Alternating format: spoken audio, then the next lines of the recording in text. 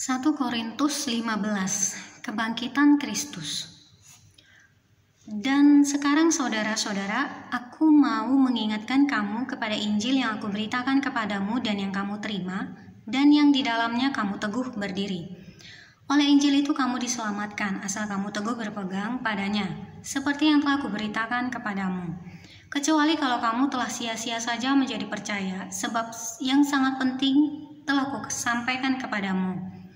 Yaitu apa yang telah kuterima sendiri ialah bahwa Kristus telah mati karena dosa-dosa kita, sesuai dengan kitab suci, bahwa ia telah dikuburkan dan bahwa ia telah dibangkitkan pada hari yang ketiga sesuai dengan kitab suci, bahwa ia telah menampakkan diri kepada Kefas dan kemudian kepada ke-12 muridnya.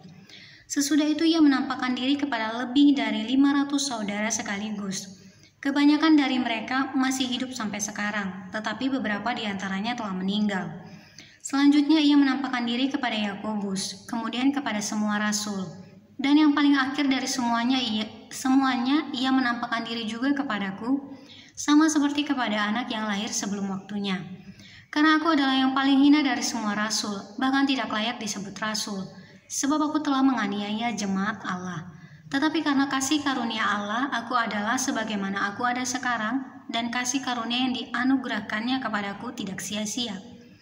Sebaliknya, aku telah bekerja lebih keras daripada mereka semua, tetapi bukannya aku, melainkan kasih karunia Allah yang menyertai aku.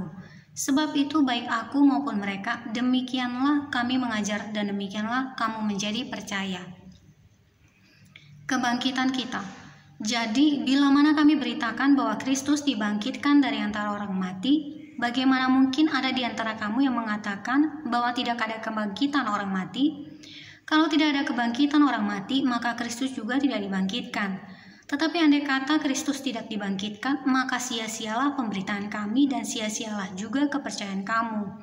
Lebih daripada itu, kami ternyata berdusta terhadap Allah, karena tentang Dia kami katakan bahwa Ia telah membangkitkan Kristus, padahal Ia tidak membangkitkannya. Kalau andai kata benar bahwa orang mati tidak dibangkitkan. Sebab jika benar orang mati tidak dibangkitkan, maka Kristus juga tidak dibangkitkan. Dan jika Kristus tidak dibangkitkan, maka sia-sialah kepercayaan kamu dan kamu masih hidup dalam dosamu. Demikianlah binasa juga orang-orang yang mati dalam Kristus. Jikalau kita hanya dalam hidup ini saja menaruh pengharapan pada Kristus, maka kita adalah orang-orang yang paling malang dari segala manusia.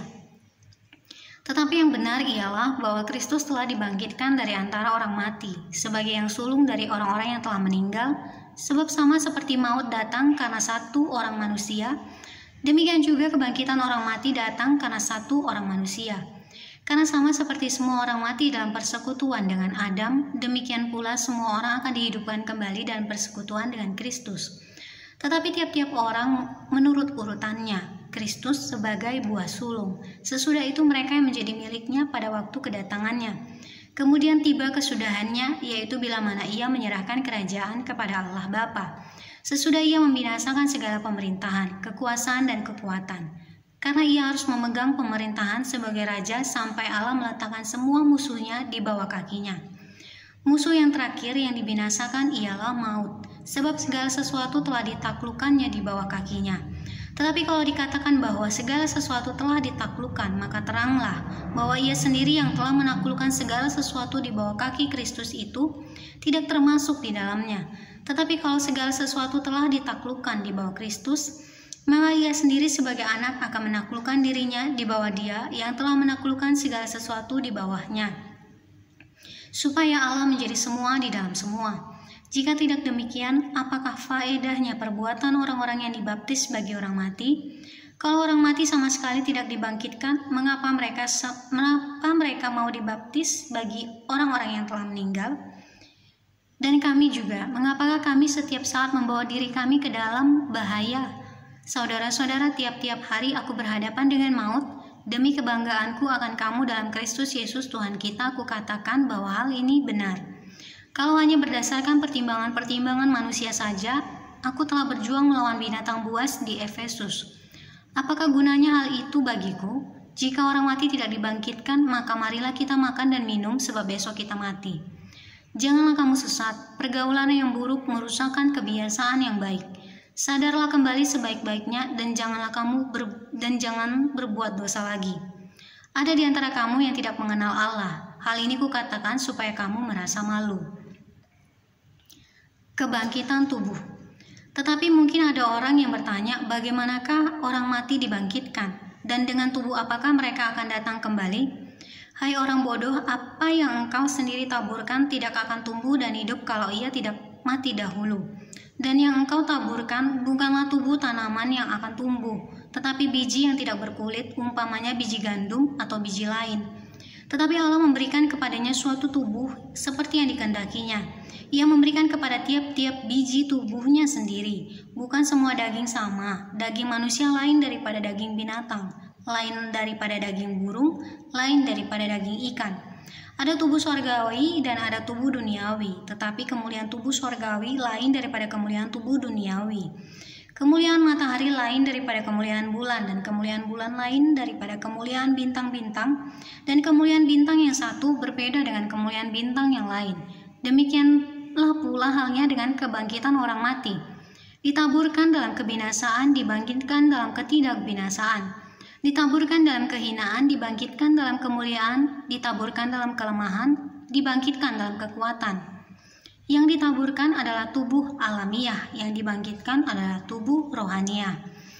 Jika ada tubuh alamiah, maka ada pula tubuh rohaniah, seperti ada tertulis, manusia pertama Adam menjadi makhluk yang hidup. Tetapi Adam yang akhir menjadi roh yang menghidupkan. Tetapi yang mula-mula datang bukanlah yang rohaniah, tetapi yang alamiah. Kemudian barulah datang yang rohaniah. Manusia pertama berasal dari debu, tanah, dan bersifat jasmani. Manusia kedua berasal dari sorga. Makhluk-makhluk alamiah sama dengan dia yang berasal dari debu tanah, dan makhluk-makhluk sorgawi sama dengan dia yang berasal dari sorga. Sama seperti kita telah memakai rupa dari yang alamiah, demikian pula kita akan memakai rupa dari yang sorgawi. Saudara-saudara, inilah yang hendak kukatakan kepadamu, yaitu bahwa daging dan darah tidak mendapat bagian dalam kerajaan Allah, dan bahwa yang binasa tidak mendapat bagian dalam apa yang tidak binasa. Sesungguhnya aku menyatakan kepadamu suatu rahasia, kita tidak akan mati semuanya, tetapi kita semuanya akan diubah dalam sekejap mata pada waktu bunyi nafiri yang terakhir.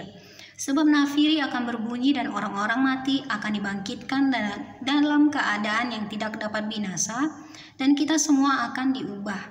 Karena yang dapat binasa ini harus mengenakan yang tidak dapat binasa, dan yang dapat mati ini harus mengenakan yang tidak dapat mati. Dan sesudah yang dapat binasa ini mengenakan yang tidak dapat binasa, dan yang dapat mati ini mengenakan apa yang tidak dapat mati, maka akan genaplah firman Tuhan yang tertulis, maut telah ditelan dalam kemenangan. Hai maut, di manakah kemenanganmu? Hai maut, di manakah sengatmu? Sengat maut ialah dosa, dan kuasa dosa ialah hukum Taurat. Tetapi syukur kepada Allah yang telah memberikan kepada kita kemenangan oleh Yesus Kristus Tuhan kita. Karena itu saudara-saudaraku yang kekasih, berdirilah teguh, jangan goyah, dan giatlah selalu dalam pekerjaan Tuhan. Sebab kamu tahu bahwa dalam persekutuan dengan Tuhan, jerih payahmu tidak sia-sia.